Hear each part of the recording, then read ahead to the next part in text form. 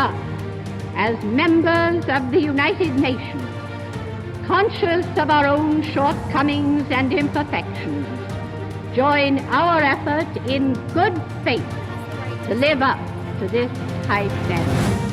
Acabamos de escuchar las palabras de Eleanor Roosevelt en la Declaración Universal de los Derechos Humanos por parte de la ONU el 10 de diciembre de 1948. Mi nombre es Diego Martínez y les damos la bienvenida a una nueva temporada. Todos son iguales ante la ley y tienen sin distinción derecho a igual protección de la ley.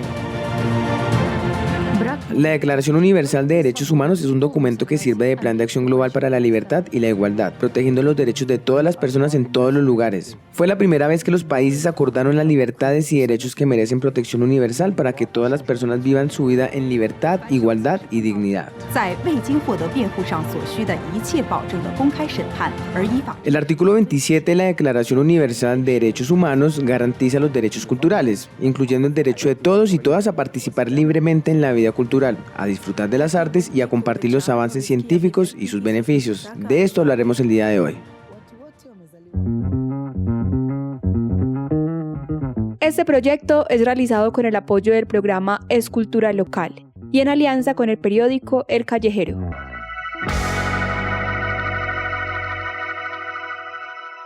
Le damos la bienvenida a Laura María Rodríguez, integrante del periódico El Callejero de la localidad de Techotiva y que nos estará acompañando durante esta temporada.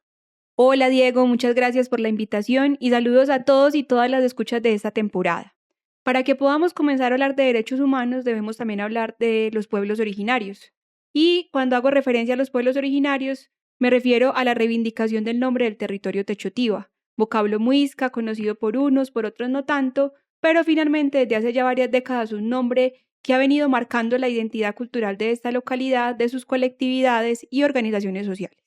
Pues los pueblos que habitaban este territorio eran pueblos de lo que se va construyendo como, o pensando o mirando como la gran nación muisca o chibcha, ¿cierto? Pueblos anclados en la geografía del entorno, para el caso particular nuestro, del río Punza, del río Bogotá, y que tiene un corredor que se extiende hasta Boyacá. Es decir, por eso la nación muisca está anclada en toda una geografía, ¿sí? Y tiene que ver también cómo interlocutan, comercian o hacen trueque con grupos poblacionales que estaban hacia la zona, digamos, de lo que hoy son los departamentos de Tolima, fundamentalmente la parte de abajo de Cundinamarca. Acabamos de escuchar al mayor Luis Eduardo Tiboche, referente en el territorio de Techotiva. Este video fue tomado del medio comunitario Sumando Voces, Memoria del Agua en el territorio de Techotiva. Bueno, aquí es importante tener en cuenta dos escenarios claves. Uno, que para poder hablar de derechos culturales es clave definir cómo nos reconocemos dentro de los derechos humanos. Sin tener esa conciencia de qué son y cuáles son los derechos humanos, difícilmente vamos a reconocer que existen derechos culturales. Pero que dentro de lo cultural también está lo patrimonial y está también los procesos de salvaguardia cultural. Es toda la lucha por preservar un proceso histórico y un proceso de patrimonio en un territorio. Eso es lo que nos define también como culturas. Y lo han hecho por bastante tiempo nuestros ancestros, nuestros sabedores, nuestras propias lenguas nativas, nuestros orígenes determinan precisamente ese derecho a preservar un saber, ¿cierto? Cuando hablamos de derechos culturales, también hablamos de una forma de reivindicar la descolonización. Este diálogo de la descolonización tiene que ver con que una vez en América Latina, sobre todo sucede en la época prehispánica, sucede que llega la colonización a América, se nos corta unas tradiciones, unos saberes y unas lenguas nativas y ancestrales que han desarrollado a lo largo del tiempo lo que somos ahora como una construcción social y territorial. Por algo, por ejemplo, aquí en Kennedy, si bien para planeamiento, para la Secretaría de Planeación, es Kennedy, nosotros como culturales, rescatando una memoria, un proceso de tradición y de derecho cultural y patrimonial, nos reconocemos desde lo nativo, que es el techo de Tiva. Entonces, ahí empezamos a entender un poco que tiene que ver con esos valores heredados, esas herencias tradicionales de esos saberes ancestrales que no son de ayer. Roberto Vidal, más conocido en el territorio de Techotiva como Canaviro, es consejero local de Cultura y educador popular. desde su proceso llamado Centro Cultural Sico Guaira. Este queda ubicado en el barrio Floresta Sur, en el que se dedican a procesos de formación como música, literatura, artes plásticas y teatro. Todo desde la educación popular y enfocado a comunidades vulnerables, en el que ya llevan 8 años de experiencia desde los trabajos territoriales, comunitarios y culturales. ¿Qué pasa? Cuando emergen los consejos locales de cultura en Bogotá, emergen bajo la fundamental necesidad de reconocer las prácticas de los saberes tradicionales y populares en los territorios que no están enmarcados necesariamente en la academia, es decir, que emanan de una formación profesionalizada del arte, sino que es consecuencia de, por ejemplo, el Festival de la Chicha en Egipto, en el centro. Eso es una práctica patrimonial de la ciudad, pero no necesariamente pasó por la academia para declararse patrimonio, ¿cierto? Entonces, en Kennedy, para hablar de nuestra localidad, para reconocer el carnaval Patio Bonito, el carnaval popular por la vida, para reconocer la Guayiba Tierra Limpia, para reconocer los festivales que hemos venido construyendo a lo largo del tiempo, fue necesario una instancia de participación y incluso una curul que representara ese patrimonio. Entonces, si tú miras en los consejos, está el representante de patrimonio cultural, el de infraestructura cultural, el de gestión cultural, porque esos tres somos de alguna manera los que mantenemos activa la relación conectora con el arte. Entonces, gran medida de su reconocimiento y de su preservación se da desde el proceso organizativo. Uno, por el lado de las instancias de participación que ya tuvieron lugar desde un decreto que lo declara en el Sistema Estatal de Arte, Cultura y Patrimonio. Dice, listo, entendemos por patrimonio y por cultura las formas de practicar y preservar un arte a lo largo del tiempo, ¿cierto? Y por eso entonces circulo con un evento, un festival que lo visibiliza. Y es que Roberto no es ajeno a lo que termina sucediendo en el hacer de las prácticas culturales en diferentes latitudes. Lograr generar una sostenibilidad económica a mediano o largo plazo, permitiendo con esto darle continuidad a los procesos comunitarios y al trabajo desde la gestión cultural. En otras palabras, hay que vivir de otros tipos de trabajos para conseguir capital, insumos o lo necesario para seguir con los procesos culturales. Sobre este tema volveremos en los próximos episodios de esta serie de podcast, porque parece ser una cuestión que atraviesa a las organizaciones culturales y sus prácticas. Las naciones partes en el mundo establece el reconocimiento de los derechos culturales como el derecho fundamental a participar de la vida cultural. Ese es el eje central de todo el esquema en el mundo cuando se declaran los derechos culturales, el poder participar de la vida cultural.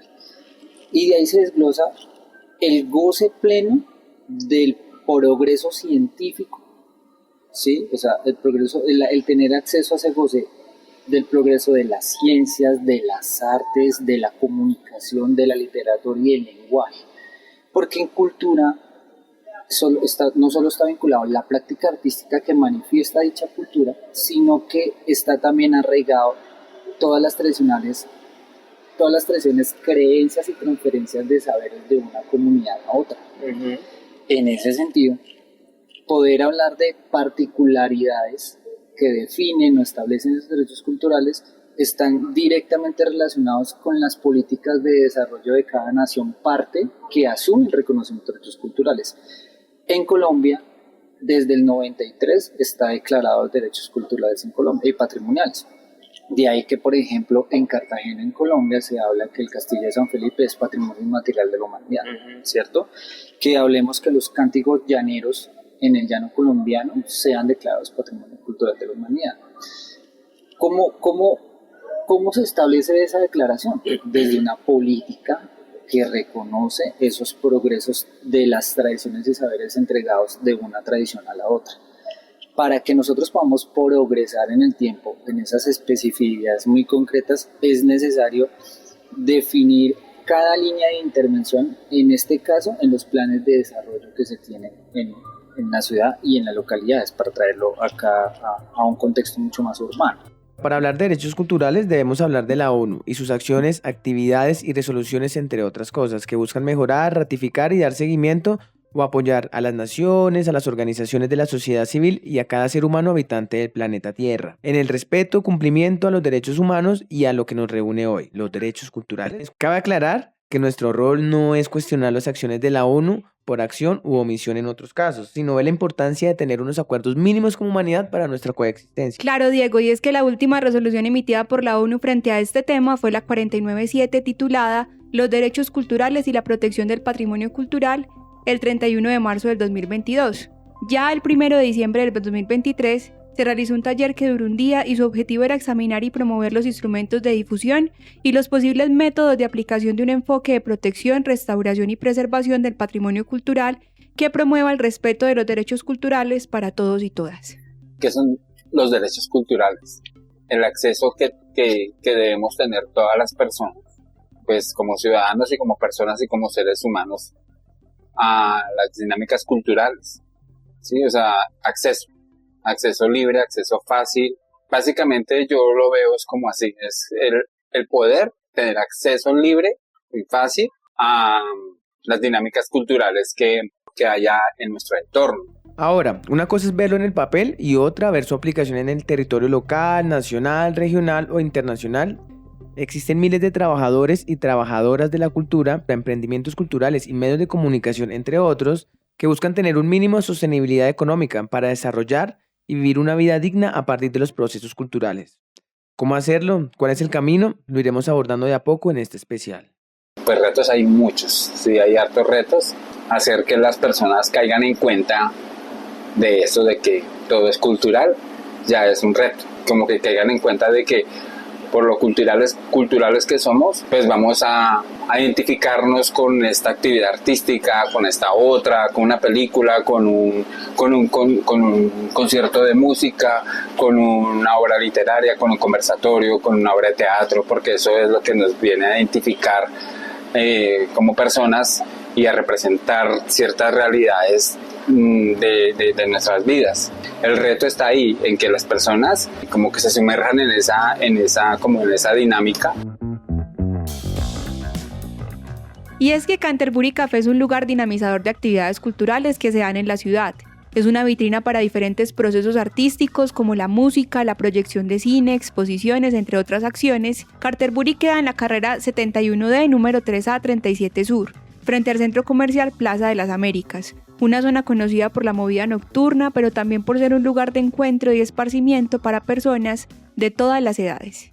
Pues creo que nosotros somos dinamizadores de la economía cultural y creativa, porque se genera como articulación de muchos agentes del sector cultural y creativo.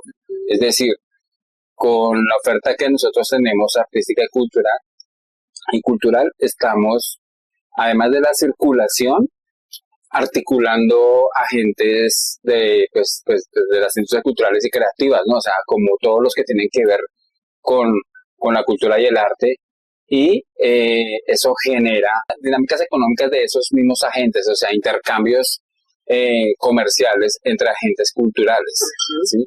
Entonces, por eso pienso que tiene que ver con el concepto económico o con el concepto de economía. Es como generar sostenibilidad desde las artes, desde las dinámicas culturales, generar también dinámicas sostenibles. Como vemos, los derechos culturales son fundamentales para todo ser humano, tal y como lo describe la Organización de las Naciones Unidas para la Educación, la Ciencia y la Cultura. Se entiende por cultura al medio de transmisión de conocimiento y producto resultante de este conocimiento, tanto pasado como presente. Es un elemento facilitador e impulsor del desarrollo sostenible para la paz y el progreso económico. Diego, y es que finalmente nos queda decir que los derechos culturales son una parte integrante de los derechos humanos y que al igual que los demás, son universales, indivisibles e interdependientes. Su promoción y respeto cabales son esenciales para mantener la dignidad humana y para la interacción social positiva de individuos y comunidades en un mundo caracterizado por la diversidad y la pluralidad cultural. Te esperamos en el siguiente episodio para seguir hablando de derechos culturales y sostenibilidad económica. Este proyecto es realizado con el apoyo del programa Escultura Local y en alianza con el periódico El Callejero.